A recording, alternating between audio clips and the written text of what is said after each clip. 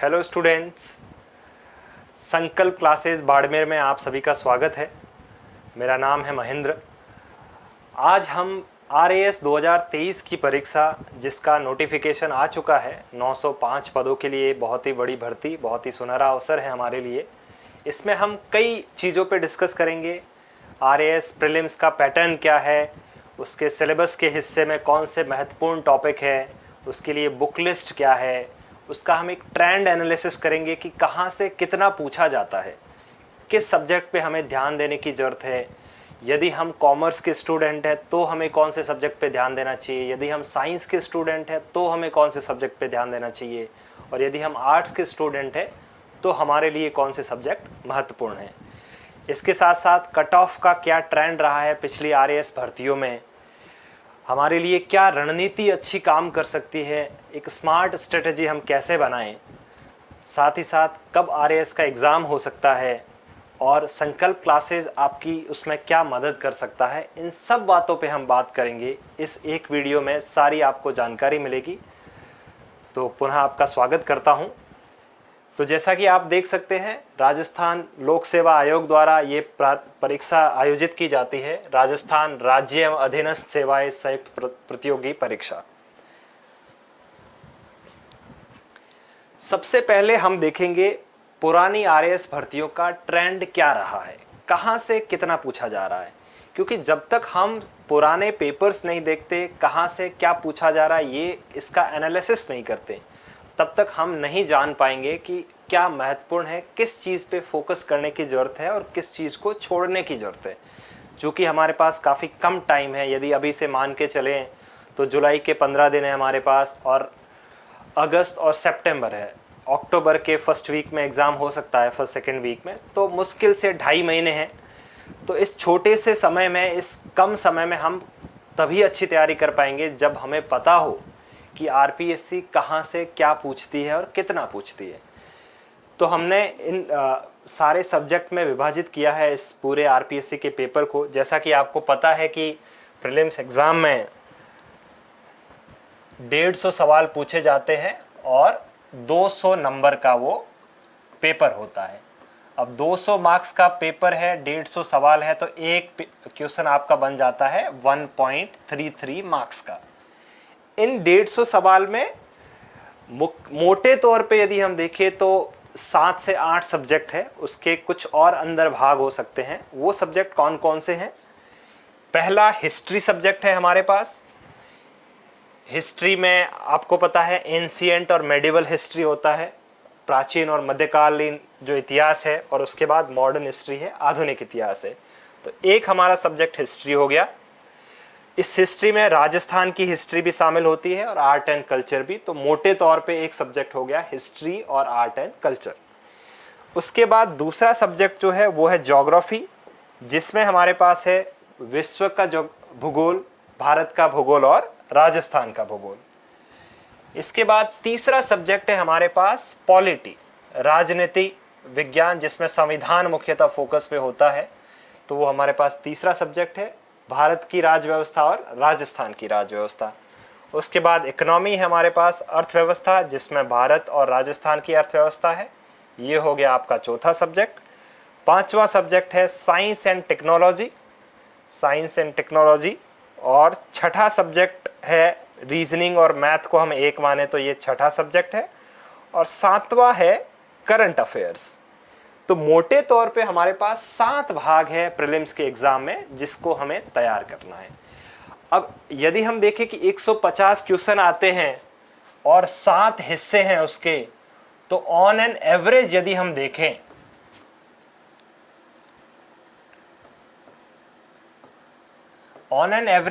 तो हमारे पास 20-22 क्वेश्चन हर एक सब्जेक्ट से, हर एक भाग से पूछे जाते हैं। कई बार अलग अलग होता है, किसी से 15 पूछ लिए, किसी से 25 पूछ लिए, ऐसा भी होता है। लगभग 20 से 22 सवाल हर हिस्से से पूछे जाते हैं इन 7 हिस्सों में से। तो यदि हम देखें हिस्ट्री का जो हिस्सा है उसमें मॉडर्न इंडियन हिस्ट्री ज़्यादा पूछी जाती है, और चूंकि वो थोड़ा छोटा भाग भी है, मध्यकाल और प्राचीन भारत काफ़ी बड़ा भाग है और थोड़ा सा कम पूछा जाता है। तो यदि हम महत्वपूर्ण की बात करें तो आधुनिक जो इतिहास है भारत का वो मॉडर्न हिस्ट्री इंपॉर्टेंट है। उसमें 5 सवाल RAS प्रीलिम्स 2021 में पूछे गए, 4 सवाल 2018 में पूछे गए और 2016 में कम सवाल पूछे गए थे, 2 ही। जो एंशिएंट और मेडिवल हिस्ट्री है उसमें 5, 5 और 8 सवाल पूछे गए हैं। एंशिएंट और मेडिवल में भी कल्चर के सवाल पूछे जाते हैं ज़्यादा। कल्चर जैसे कौन सा मंदिर किसने बनाया, कौन सी किताब किसने लिखी, या कौन किसका समकालीन था, ये भी सवाल बनता है, या कौन सा महल, कौन सा किला। तो जो प्राचीन भारत का या मध्यकालीन भारत का जो कल्चर है उस पर ज़्यादा सवाल पूछे जाते हैं। इसके बाद राजस्थान की हिस्ट्री और आर्ट एंड कल्चर बहुत ही महत्वपूर्ण हिस्सा है। राजस्थान की हिस्ट्री में 6, 7 और 10 सवाल पूछे गए हैं 21, 18 और 16 में। और आर्ट एंड कल्चर से ज़्यादा पूछे गए हैं, 10, 8 और 5 सवाल पूछे गए हैं। तो राजस्थान के इतिहास में भी हम देखें तो 3 भाग होंगे। प्राचीन राजस्थान का इतिहास जिसमें हम कुछ सभ्यताएं पढ़ते हैं, जैसे कालीबंगा हो गया, आहड़ हो गया। मध्यकालीन इतिहास में हम सारे राजवंश पढ़ते हैं। और आधुनिक राजस्थान के इतिहास में हम स्वतंत्रता संग्राम, क्रांति, प्रजामंडल आंदोलन, किसान आंदोलन, एकीकरण, ये सब पढ़ते हैं। तो यदि हम इतिहास की बात करें तो इसमें आधुनिक राजस्थान का इतिहास छोटा भी है और उससे ज़्यादा सवाल भी पूछे जाते हैं। मध्यकाल का राजस्थान का इतिहास बड़ा है पर आधुनिक के मुकाबले वहाँ से कम सवाल आते हैं। और जो प्राचीन भारत की सभ्यताएं हैं प्राचीन राजस्थान की, वो तो बहुत ही कम है। वो आराम से आप एक समरी पेज बना सकते हो 1-2 पेज में, और सारे फैक्ट्स लिखोगे तो उस छोटे से भाग में आप अच्छे नंबर ला सकते हैं। और आर्ट एंड कल्चर राजस्थान का बहुत महत्वपूर्ण है, उसको हम आगे और डिस्कस करेंगे हमें कहाँ से पढ़ना है। ज्योग्राफी में हम देखें तो वर्ल्ड ज्योग्राफी के सवाल 3, 4 और 3 पूछे गए हैं। इंडियन ज्योग्राफी के 5, 4 और 5 पूछे गए हैं। और राजस्थान की ज्योग्राफी के आप देखें तो बहुत ही बड़ा हिस्सा ज्योग्राफी का यहाँ से पूछा जाता है, 18, 13 और 12। तो राजस्थान की ज्योग्राफी जो कि भारत और विश्व के भूगोल से काफ़ी कम है, पर वो हिस्सा ज़्यादा महत्वपूर्ण है। अब ये चीज़ें हमें समझने की ज़रूरत है कि कम पढ़ के हम ज़्यादा कैसे नंबर ला सकते हैं। जैसे आधुनिक इतिहास जो राजस्थान का, उसमें गिने चुने 4 टॉपिक है। 1857 की क्रांति है, उसके कुछ व्यक्तित्व है, उसमें कौन से समाचार पत्र चलते थे या फिर उस समय कौन किसने युद्ध किया। 57 की क्रांति का टॉपिक वैसे प्रीलिम्स में अलग से मेंशन भी नहीं है। किसान आंदोलन हो गए, प्रजामंडल आंदोलन हो गए, और उसके बाद आपका आ गया एकीकरण। इतना छोटे से हिस्से से आपको सवाल मिलते हैं हर बार। तो ये ही स्मार्ट स्ट्रेटेजी होती है कि आप समझे कि आरपीएससी क्या चाहती है। हमें आरपीएससी के पैटर्न को, उसकी जो तरीका है पूछने का, उसको समझने की जरूरत है और उसी के हिसाब से हमें तैयारी को आगे बढ़ाना है। अब आगे आप देखिए तीसरा सब्जेक्ट हमारा जो पॉलिटी है, इसमें इंडिया पॉलिटी से 8, 17, 12 पूछे गए हैं, जबकि राजस्थान की पॉलिटी से 15, 8 और 12 पूछे गए। अब भारत की राज व्यवस्था और राजस्थान की राज व्यवस्था की आप तुलना करो तो राजस्थान की राज व्यवस्था काफ़ी छोटी है, परंतु राजस्थान की राज व्यवस्था से कई बार काफ़ी फैक्चुअल क्वेश्चन पूछे जाते हैं कि कौन सा राज्यपाल था जो पद में रहते हुए जिनकी मृत्यु हो गई थी, या फिर कौन सा राज्यपाल था जो लोक सेवा आयोग में भी रहा। तो इस टाइप के फैक्चुअल क्वेश्चन है। तो यहाँ पे भारत की अर्थव्यवस्था आपके लिए, भारत की राज व्यवस्था महत्वपूर्ण हो जाती है। इकोनॉमी के आप देखें तो टोटल इकोनॉमी के तो 18, जैसे मैंने बताया था, हर सब्जेक्ट से लगभग 20 सवाल पूछे जाते हैं। इसमें भारत की इकोनॉमी के कम सवाल है, जबकि राजस्थान की इकोनॉमी के 11, 11 और 12 ज़्यादा सवाल है। राजस्थान की इकोनॉमी के लिए राजस्थान का भारत सरकार के द्वारा राजस्थान सरकार द्वारा जारी किए जाने वाला जो इकोनॉमिक सर्वे है वो उसके लिए गीता है, उससे बाहर सवाल नहीं आते। तो हमें इकोनॉमिक सर्वे को अच्छे से पढ़ना है। उसके बाद साइंस और टेक्नोलॉजी से भी 16, 20 और 20 सवाल पूछे गए हैं।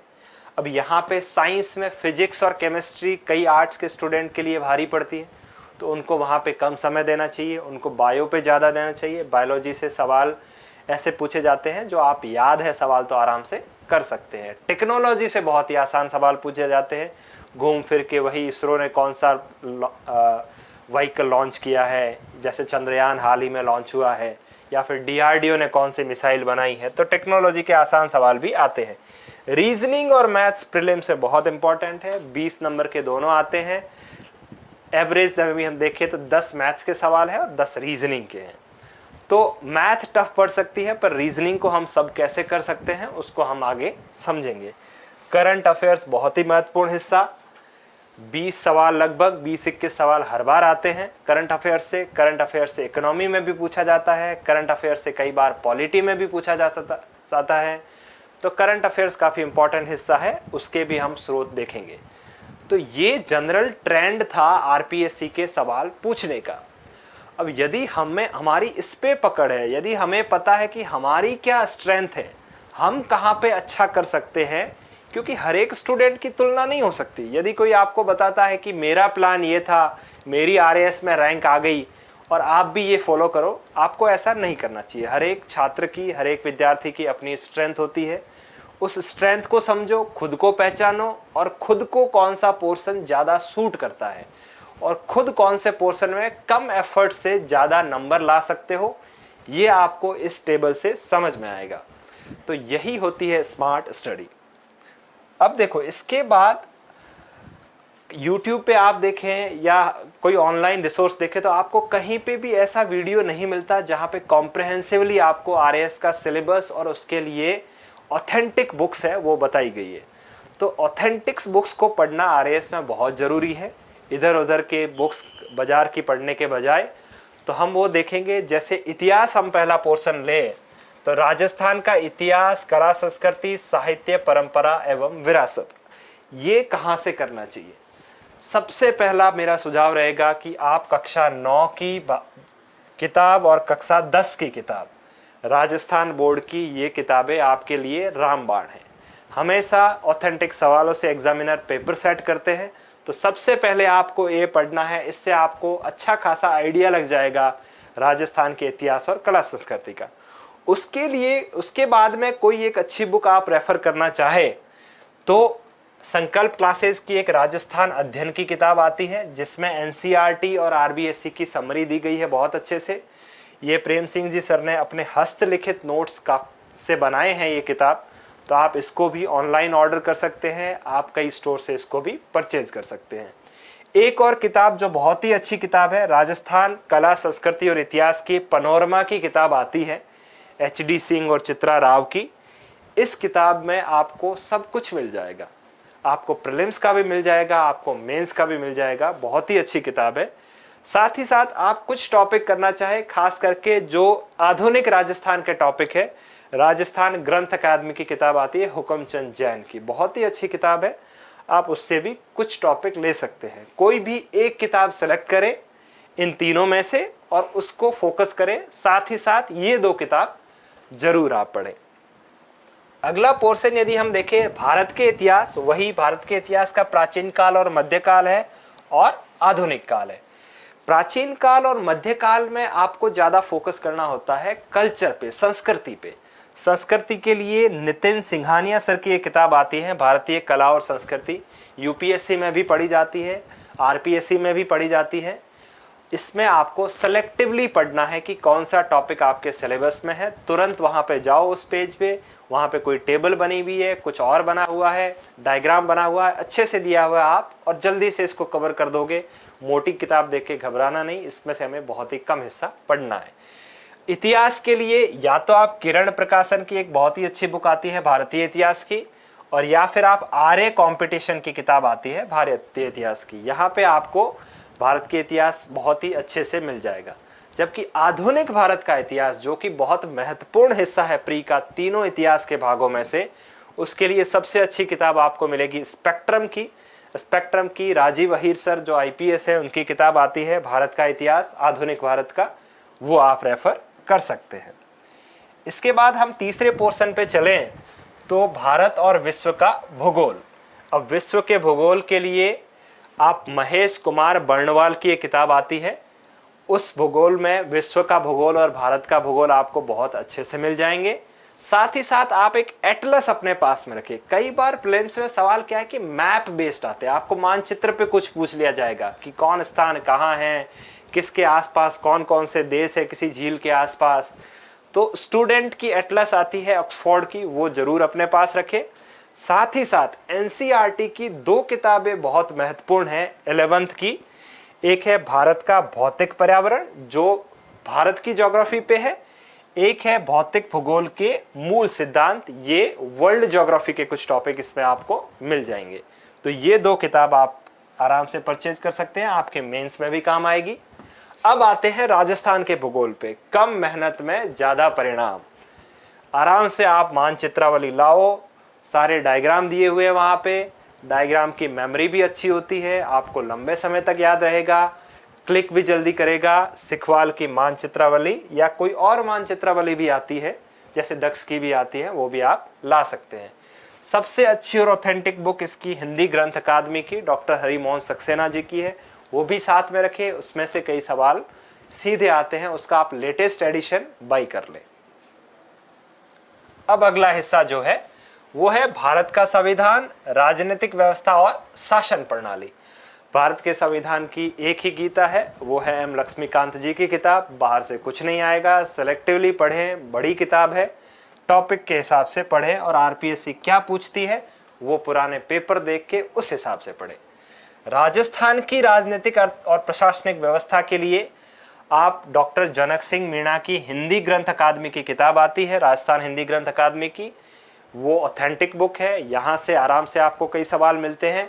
आप फैक्चुअल सवालों के लिए पनोरमा की जो किताब आती है राजस्थान का, इसमें भूगोल, अर्थव्यवस्था और राज्य व्यवस्था तीनों है, यहाँ पे आप फैक्चुअल सवालों के लिए और प्रीलिम्स के लिए इस किताब को भी साथ में जरूर रखें, बहुत ही अच्छी किताब है ये। अब आती है अर्थव्यवस्था। भारत की अर्थव्यवस्था में आप देखें तो लक्ष्मी नारायण नाथुराम का की आरबीडी की किताब आती है, उसको आप रेफर कर सकते हैं। और भारत का इकोनॉमिक सर्वे, जैसे राजस्थान सरकार निकालती है वैसे भारत सरकार भी इकोनॉमिक सर्वे निकालती है। तो इकोनॉमिक सर्वे और इस साल का बजट, ये दोनों हिस्से आप जरूर करें। करंट अफेयर्स से भी सवाल पूछा जा सकता है उसमें, और आप इसकी कोई समरी ले ले, यूट्यूब पे आपको समरी मिल जाएगी, आप उस समरी को कर ले, पूरा सर्वे पढ़ने की कोशिश ना करें। राजस्थान की अर्थव्यवस्था बहुत ही महत्वपूर्ण, राजस्थान का जो आर्थिक समीक्षा है ये लेटेस्ट है 2022-23 का, पिछले साल का जो इस बजट से पहले आया था। आर्थिक और सांख्यिकी निदेशालय जारी करता है और ये आपको सारे सवाल सही करवाएगा अर्थव्यवस्था के राजस्थान की, और राजस्थान का बजट की समरी भी साथ ही साथ आप देख लें। अब देखो विज्ञान और प्रौद्योगिकी के लिए, विज्ञान और प्रौद्योगिकी थोड़ा ट्रिकी पोर्शन है। सबसे अच्छे सोर्सेज आप यदि देखें तो कक्षा 9 और कक्षा 10 की जो राजस्थान बोर्ड या एनसीईआरटी, आजकल दोनों की किताबें सेम है, तो वो विज्ञान की किताबें 9 और 10 की लाए, बहुत सारे टॉपिक वहां मिल जाएंगे। इसके अलावा या तो आप आलोक कुमार स्वामी जी की सामान्य विज्ञान और प्रौद्योगिकी लेके आ जाए, या रवि पी अग्रहरि की विज्ञान और प्रौद्योगिकी की किताब आप रेफर कर सकते हैं। अब आता है रीजनिंग, बहुत ही महत्वपूर्ण पोर्शन। रीजनिंग ऐसा पोर्शन है जो आर्ट्स के स्टूडेंट भी कर सकते हैं। देखो आपको जैसे त्रिभुज दिया गया, गिनने हैं उसमें कितने त्रिभुज है, अब इसके लिए तो कोई साइंस मैथ्स तो चाहिए नहीं आपको, ठीक है। या फिर प्रतिबिंब वाले क्वेश्चन आते हैं, दर्पण वाले आते हैं, ये आसान सवाल है, आप थोड़ी प्रैक्टिस करेंगे तो आप आर्ट्स के स्टूडेंट है तो भी आराम से कर लेंगे। तो इसके लिए आप यूएस शेखावत सर की किताब को प्रैक्टिस के लिए रेफर कर सकते हैं रीजनिंग में। नेक्स्ट पोर्शन है आपका मैथमेटिक्स। मैथमेटिक्स के कुछ टॉपिक दिए गए हैं यहाँ पे। आर.एस. अग्रवाल की किताब आती है अंक गणित की, उसको आप लेके आ जाएं, आपके बहुत काम आएगी ये किताब भी। और लास्ट पोर्शन आता है समसामयिक घटनाएं। समसामयिक के 3 हिस्से हैं, विश्व का और भारत की जो समसामयिक है वो अंतर्राष्ट्रीय क्रोनोलॉजी से आप अच्छे से कर सकते हैं। राजस्थान की समसामयिक के लिए या तो आप मूमल की मैगजीन लेके आ जाए, या फिर आप एक मैगजीन आती है ज्ञान प्रवाह करके, ये काफ़ी अच्छी मैगजीन है ये भी। इन दोनों में से कोई भी एक आप रेफर कर सकते हैं। मल्टीपल सोर्सेज नहीं रखने हैं, एक सोर्स रखो, अच्छा सोर्स रखो और उसका मल्टीपल रिवीजन करो। अब आते हैं कि इसकी कट ऑफ क्या रहती है। तो मैं ये ज़्यादा वीडियो लंबा नहीं बनाना चाहता, हम जल्दी जल्दी इन चीज़ों को हम देखेंगे ताकि हम जल्दी से रणनीति क्या हो हमारी उस पर आ जाए। कट ऑफ देखो, पिछली बार जनरल की कट ऑफ 84.72 थी, जिसको हम 85 मान सकते हैं। फीमेल की कट ऑफ जनरल की थी 79.83, जिसको हम 80 मान सकते हैं। तो 80 और 85 रही थी, उससे पहले 76 रही थी, एक बार 78 रही थी, तो कट ऑफ वहीं आसपास घूमती है। इस बार हम मान के चले कि थोड़ी और कट ऑफ बढ़ेगी, तो 100 का स्कोर आपके लिए सेफ है। हमें टारगेट करना है कि हम प्रीलिम्स में 100 नंबर लेके आ जाएं, हम आराम से सेफ हो जाएंगे। प्रीलिम्स में हमें टॉप करने की ज़रूरत नहीं है। मेंस का भी थोड़ा ध्यान रखें, जो पहले से कर रहे हैं वो थोड़ा ध्यान रखें, जो पहली बार दे रहे हैं वो अभी प्रीलिम्स पे आ जाए, पूरा फोकस ले और 100 मार्क्स का आप टारगेट बनाएं। अब देखो, यदि 100 नंबर लाने हैं, मैंने कहा कि एक क्वेश्चन जो होता है 1.33 नंबर का है, तो आपको लगभग 75 क्वेश्चन सही करने हैं। 75 क्वेश्चन सही करने चाहिए काट पीटने के बाद। अब 75 सही करने हैं तो आपको लगभग 115 क्वेश्चन तो अटेम्प्ट करने ही पड़ेंगे, क्योंकि ह्यूमन एरर होती है, हमारे से सारी एक्यूरेसी नहीं आती है। आप ऐसा मत समझे, एग्जाम में कई बार फीलिंग आती है ना कि इतने कर लिए बहुत है, ठीक है, और जो किया है वो सही है, क्योंकि तो तभी तो हमने टिक किया है जब हमें वो सही लगा। तो इतना खुद पे कॉन्फिडेंस, एग्जाम हॉल में कॉन्फिडेंस रखे, पर नेगेटिव वाला थोड़ा सा कंसिडर करे कि इतनी ह्यूमन एरर आ सकती है। अब 115 में से मान लो मैं लूजली कह रहा हूं कि आप 30 सवाल गलत करते हैं, तो कितने बचे आपके? 85।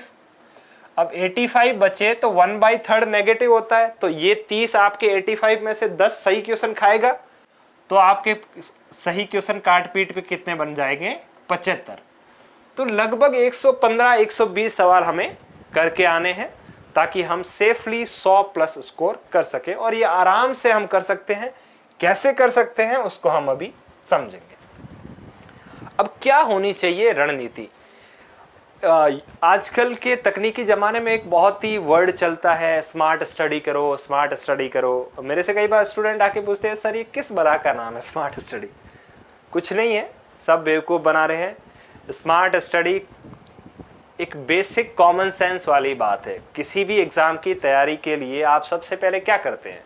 आप या तो पुराने पेपर देखते हैं या उसका सिलेबस देखते हैं, उस हिसाब से तैयारी करते हैं। यही स्मार्ट स्टडी है। आपको पुराने पेपर समझने हैं, आपको उसका ट्रेंड समझना है जो हमने टेबल में देखा, उस हिसाब से अपनी स्ट्रेंथ को देखते हुए सब्जेक्ट चूज करें, अपने एफर्ट्स लगाए उस पर कि मेरे लिए क्या मार्क्स किस में ज़्यादा आ सकते हैं। उस हिसाब से जब आप पढ़ाई करते हो तो उसी को कहते हैं स्मार्ट स्टडी। अब देखो, मान लो आप आर्ट्स के स्टूडेंट हैं, तो आपका फोकस कौन कौन से सब्जेक्ट पे होना चाहिए? हमें कितने सवाल करने हैं? 75 सवाल सही करने हैं, जैसे हमने अभी डिस्कस किया था। अब देखो, आर्ट्स के स्टूडेंट हैं तो राजस्थान जीके तो आप आराम से अच्छे कर सकते हो। राजस्थान जीके में चाहे हिस्ट्री हो, चाहे राजस्थान की पॉलिटी हो, चाहे राजस्थान की ज्योग्राफी हो, या राजस्थान की इकोनॉमी हो, राजस्थान जीके आप अच्छे से करो। आर्ट्स के स्टूडेंट्स हैं जो किसी अन्य एग्जाम की भी तैयारी कर रहे हैं। अब देखो, राजस्थान जीके से कुल मिला के यदि आप देखोगे तो कितने सवाल बन रहे हैं? राजस्थान जीके से मैं 2021 के हिसाब से ले रहा हूं। राजस्थान हिस्ट्री और आर्ट एंड कल्चर को मिला के 16 हो गए। राजस्थान की ज्योग्राफी के 18, 16 और 18 कितने हो गए? 34। 34 तो हो गए इन दो पोर्शन में। अब राजस्थान की पॉलिटी के 15, 34 और 15 कितने हो गए? 49। 49 हो गए। और इसके बाद है राजस्थान की इकोनॉमी के 11, 49 और 11 60। अब 60 सवाल है सिर्फ राजस्थान की जीके के। तो आर्ट्स वाले स्टूडेंट को बिल्कुल चिंता नहीं करनी है, 60 सवाल तो अपने हाथ में हैं। अच्छे से तैयार करो इस 60 सवालों को और आप इसमें बहुत ही अच्छा स्कोर कर सकते हैं। कितने क्वेश्चन है राजस्थान जीके के? 60 क्वेश्चन। अब 60 क्वेश्चन तो राजस्थान जीके के हो गए। अब करंट अफेयर्स तो हम सब पढ़ लेंगे, करंट अफेयर्स के 20 सवाल हो गए, ठीक है। रीजनिंग हम सब कर सकते हैं, थोड़ी प्रैक्टिस करो, रीजनिंग सब कर सकते हैं, तो आप रीजनिंग को जरूर करें। रीजनिंग कर ली हमने, हमारे 10 सवाल सही हो गए, ठीक है। इसके बाद साइंस टेक्नोलॉजी में टेक्नोलॉजी तो कर ही सकते हैं, बायोलॉजी भी कर सकते हैं। अब साइंस टेक्नोलॉजी में टेक्नोलॉजी और बायोलॉजी यदि हम दोनों कर लेते हैं तो ना करते हम 10 सवाल आराम से यहां भी सही कर सकते हैं, ठीक है। अब साइंस टेक से भी हमारे 10 सवाल सही हो गए।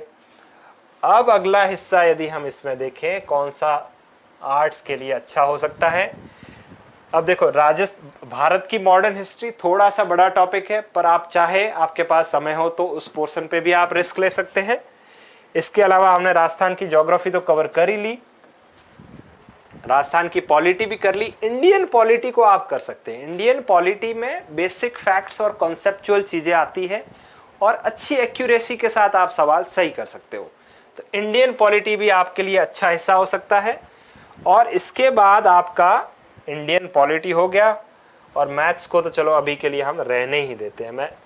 अब मैथ्स में ऐसा नहीं कि हमें बिल्कुल छोड़ना है, ठीक है। मैथ में थोड़ा प्रयास करोगे, थोड़ी प्रैक्टिस करोगे तो आप 4-5 सवाल तो लेके ही पढ़ोगे, 3-4 सवाल तो लेके ही पढ़ोगे, ठीक है। तो यहां पे थी इंडियन पॉलिटी।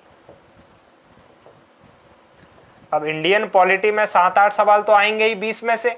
अब हम यहां पे मान लेते हैं 8 सवाल आए, और 8 सवाल आए, और मैथ को चलो अभी के लिए मैं काउंट ही नहीं कर रहा। अब कितने सवाल हो गए? 60 और 20 80, 100 और 108। अब देखो ये 108 तो आप आराम से कर सकते हैं, चाहे आपको साइंस नहीं आती, चाहे आपको मैथ्स नहीं आती, चाहे आपको इकोनॉमी समझ में नहीं आती, चाहे आपको ज्योग्राफी का वर्ल्ड ज्योग्राफी समझ में नहीं आती, फिर भी आप आराम से कर पा रहे हैं। अब आपने अपनी स्ट्रेंथ के हिसाब से ये रणनीति तय की, आपके इन पोर्शन पे ज्यादा ध्यान देना है, बाकी पोर्शन कंप्लीटली छोड़ने ये मैं नहीं कह रहा, वहां पे कम फोकस होना चाहिए, क्योंकि हमारी स्ट्रेंथ ये है, हमारा फोकस ये होना चाहिए। तो आप आराम से प्रीलिम्स को क्लियर कर सकते हैं। अब साइंस के स्टूडेंट्स हैं, अब साइंस वाले थोड़े स्ट्रेटेजी यहाँ चेंज कर सकते हैं। जैसे उनको हिस्ट्री, आप राजस्थान की मान लो हिस्ट्री और आर्ट एंड कल्चर इतना समझ में नहीं आता, तो आप पॉलिटी, ज्योग्राफी, इकोनॉमी तो कर ही सकते हैं, ठीक है। तो आप क्या कर सकते हैं? राजस्थान की पॉलिटी, ज्योग्राफी, इकोनॉमी कर सकते हैं। पॉलिटी, ज्योग्राफी और इकोनॉमी। अब हिस्ट्री में भी मैं तो ये कहता हूं कि मॉडर्न हिस्ट्री तो करो, इतनी छोटी सी है, ठीक है। मॉडर्न हिस्ट्री करो, आराम से 4-5 क्वेश्चन सही करके आओगे, 4 टॉपिक पढ़ के, ठीक है। उसके बाद करंट अफेयर्स तो आप भी कर ही सकते हैं, करंट अफेयर्स तो सब कर सकते हैं आराम से।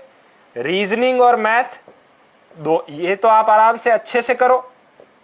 अब रीजनिंग और मैथ का तो इतना है कि आप 18-19 क्वेश्चन आराम से सही कर सकते हो। इतनी एक्यूरेसी आपको लानी है, इतनी प्रैक्टिस आपको करनी है, क्योंकि वो आपका एरिया है।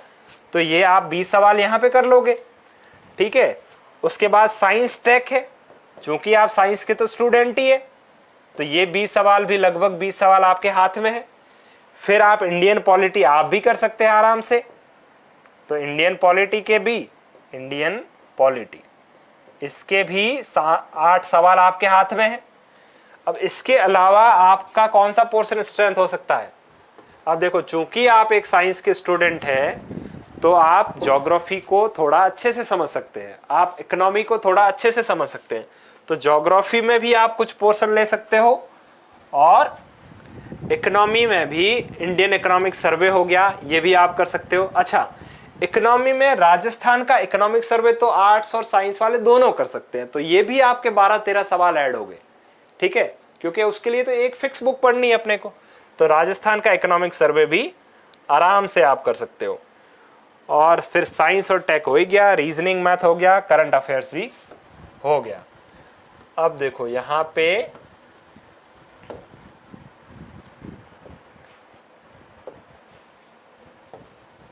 पे राजस्थान का सर्वे आप भी कर सकते हैं। 12 सवाल कम से कम, 12 जोड़ दो 120 हो गए। बताओ आपको कौन रोकेगा प्रीलिम्स पास करने से? कोई नहीं रोक सकता। आरपीएससी स्वागत करते हुए कहेगी आप आइए, मेंस का एग्जाम लिखिए, ठीक है। और ये वाला पोर्शन जो है राजस्थान का इकोनॉमिक सर्वे, ये साइंस वाले स्टूडेंट भी कर सकते हैं, और साइंस वाले स्टूडेंट थोड़ा इंडिया ज्योग्राफी वगैरह भी पढ़ सकते हैं। तो देखो, वैसे कॉमर्स के स्टूडेंट कहेंगे सर हमारे लिए, देखो आपको थोड़ी बहुत मैथ भी आती है, आपको थोड़ा बहुत याद करना भी आता है, लर्न करना भी आता है, तो आप तो बहुत ही अच्छी पोजीशन में हो। तो अपनी स्ट्रेंथ के हिसाब से आप अपने हिस्से को चुनो, उस हिस्से पे ज़्यादा फोकस करो। हमें टॉप, मैं फिर कह रहा हूँ, हमें 150 में से 140 नंबर नहीं लाने हैं, ठीक है। हमें प्रीलिम्स क्वालिफाई करना है, पर 100 प्लस हमें ज़रूर लाने हैं। बाउंड्री बिल्कुल बाउंड्री पे नहीं रहना है। 100-105 नंबर हम सबको लेके आने हैं और हम आराम से सुरक्षित होंगे RAS के एग्ज़ाम में। अब संभावित तिथियां क्या हो सकती हैं? देखो, RPSC ने नोटिफिकेशन में भी कहा है, तो आप मान के चलो या तो सितंबर का लास्ट हफ्ता यदि जल्दी से जल्दी करें, या फिर अक्टूबर का पहला या दूसरा हफ्ता, फर्स्ट या सेकेंड वीक ऑफ अक्टूबर है, यहाँ पे ज़्यादा एग्ज़ाम होने की संभावना है।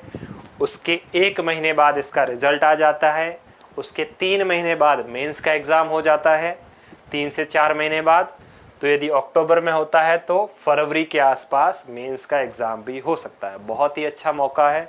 कुछ नए पद भी ऐड हो सकते हैं, नए ज़िले बन रहे हैं, उसके कारण अधिकारियों की और ज़रूरत है। तो इस मौके को हमें हाथ से नहीं निकलने देना है। संकल्प क्लासेज बाड़मेर आपकी इसमें क्या सहायता कर सकता है? संकल्प में जो RAS का foundation pre cum mains offline batch चल रहा है, यदि आप सिर्फ प्रीलिम्स के लिए उस बैच को ज्वाइन करना चाहे तो मात्र 9,000 रुपये में आप उस बैच को ज्वाइन कर सकते हैं, ऑफलाइन बैच को, ऑफलाइन। और यदि आप prelims comes man PCM batch join करना चाहे तो 18,000 रुपये में आपको बहुत ही अच्छी फैकल्टी से ऑफलाइन कोर्स मिलेगा, जो कि राजस्थान में कहीं पे भी नहीं मिलता इतना क्वालिटी का कोर्स। तो आप ज़रूर विजिट कीजिए सेंटर को बाड़मेर में, ऑफिसर्स कॉलोनी में। और ऑफलाइन ज्वाइन करना चाहे तो ये है। लाइव फ्रॉम क्लासरूम ज्वाइन करना चाहे कोर्स को, वहाँ आपको मात्र 5100 रुपये में ये कोर्स मिल जाएगा, लाइव फ्रॉम क्लासरूम। आपको पुराने लेक्चर्स भी रिकॉर्डेड मिल जाएंगे वहाँ पे। उसके बाद एक टेस्ट सीरीज है जिसमें हम 21 टेस्ट ले रहे हैं। 21 टेस्ट आप यदि देना चाहें तो आप मात्र 2100 रुपये में इस टेस्ट सीरीज को ज्वाइन कर सकते हैं। अभी 2 टेस्ट ही हुए हैं, और इसी टेस्ट सीरीज को यदि आप ऑनलाइन ज्वाइन करना चाहें तो सिर्फ 559 रुपये में संकल्प के ऐप पे, संकल्प क्लासेज बाड़मेर पे आप ये ज्वाइन कर सकते हैं। तो इतनी अफोर्डेबल रेट पे क्वालिटी कोर्सेज प्रोवाइड करा रहा है संकल्प क्लासेज। आप ऐप को और ऑफिसर्स कॉलोनी बाड़मेर में संकल्प के सेंटर को ज़रूर विजिट कीजिए। आपको बहुत बहुत शुभकामनाएं RAS एग्ज़ाम के लिए। आप सभी सफल हों। धन्यवाद।